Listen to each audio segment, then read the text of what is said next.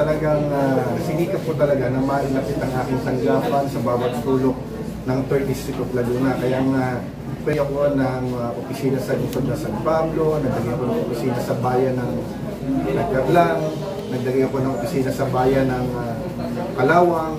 Para kako, yung mga taga-Niliw, taga-Nagcarlang, hindi na kinakailangan pag pumunta ng San Pablo. At din yung mga taga-Victoria, taga-Calawang, hindi na kinakailangan pag pumunta ng San Pablo. Dahil ako na mismo lumapit sa kanila. Dahil ang focus naman natin dyan, yung iba dyan, hihingi lang ng mga konting bagay, mamamasahe pa, kakain pa. So instead na yung panggasolina nila, pamasahe nila, pangkain nila ng tanghalian, papuntang San Pablo, sa halip na may dadagdag nyo sa pambili halimbawa ng gamot o pampalabas sa ospital, nababawasan pa dahil sa layo ng tanggapan ng isang namumuno.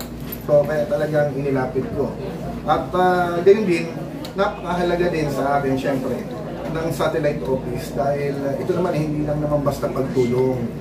At itong mga satellite office ay nagiging instrumento natin upang mas mapakinggan natin ang kalalagayan ng ating mga kababayan. At dito, nakakasalumuhan natin, nakakakwentuhan natin, kagaya nakita nyo kanina, yung mga barangay officials natin, kung anong mga pangangailangan at kalalagayan dito sa ating distrito. At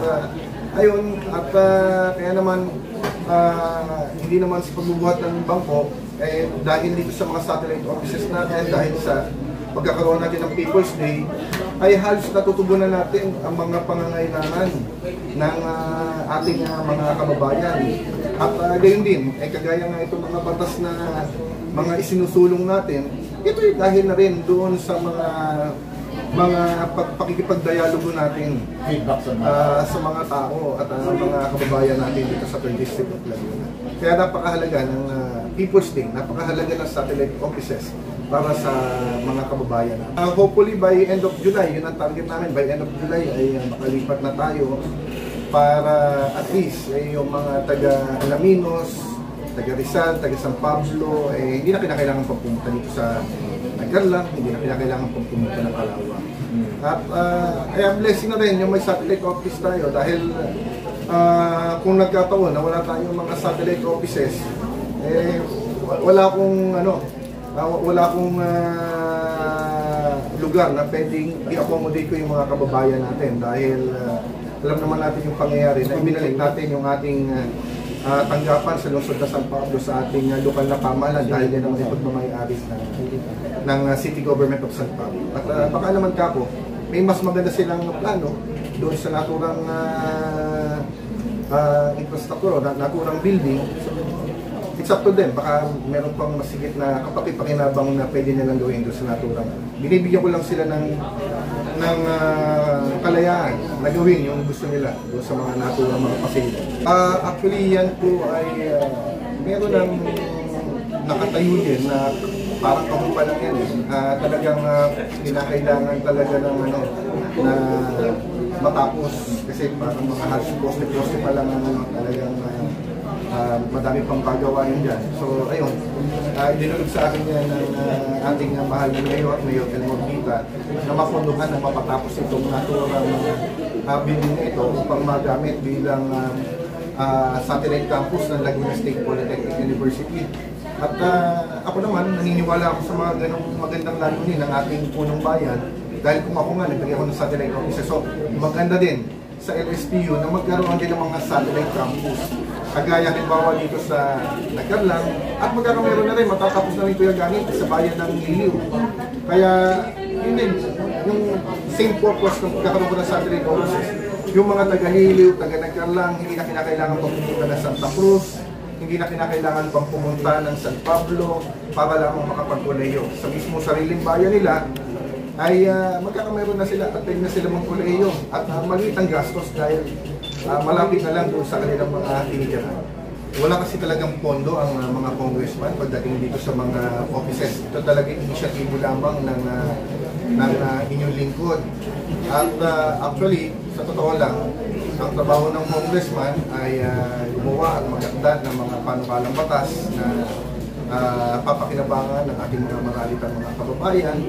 At ito ay talagang sinikap ko dahil alam mo naman, madami tayong mga kababayan na pagtingin sa mga kanilang mga inihalal ay pantay-pantay ang kanilang katungkulan. Maging konsehal, maging vice mayor, maging mayor, maging congressman, maging governor, sa kanilang pag-iisip, sa kanilang kaalaman na kahit anuman ang iyong trabaho sa ating gobyerno, ikaw man ay nag-aakda ng batas o ikaw man ay nasa executive sangay, sa kanilang pananaw, dapat ikaw ay nalalapitan sa oras ng kanilang pangangailangan. So, tayo, bagamat hindi natin talaga trabaho, ang magbigay ng mga tulong, ayuda, sinisikap natin na gawin yung mga ganitong mga extra gawain ng isang lingkod bayan para naman at least kahit paano ay maigsan yung mga suliranin dinadanas ng ating mga kababayan. At syempre, ako naman naniniwala rin naman talaga na hindi kaya naman talaga ng isang gobernador lang yan, hindi kaya ng isang punong bayan lang, hindi kaya ng isang barangay chairman. Kailangan talaga ay nagtutulong-tulong ang lahat ng halal dito sa ating bansa na kinakailangan magkatulong upang matugunan ang mga pangangailangan ng ating mga kababayan. So, ayun ang ginagawa natin, maging partners tayo sa lahat ng mga local government unit at hindi kung saan tayo hindi makaprovisyo, bagkus ay makatulong. Dahil alam naman natin na talagang kahit anong laki ng pondo ng isang lokal na pamahalaan ay kulang at kulang pa rin. Talagang pinakailangan talaga ang pagtutulungan ng bawat isa. Kahit even from the private sectors ay kinakailangan ng tulong.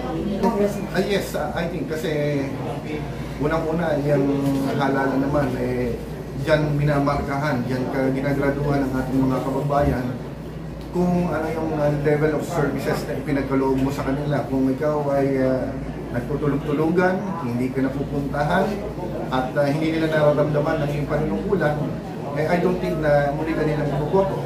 Pero kung tingin naman nila, lagi ka nandyan, may eleksyon o walang eleksyon, lagi ka nandyan, nalalapitan ka nila, kasama ka nila sa pagkakaroon ng mga problema at suliranin. Bagkus hindi mo matugunan lahat, ang mahalaga, nandyan ka, yan na-appreciate ng ating mga kababayan.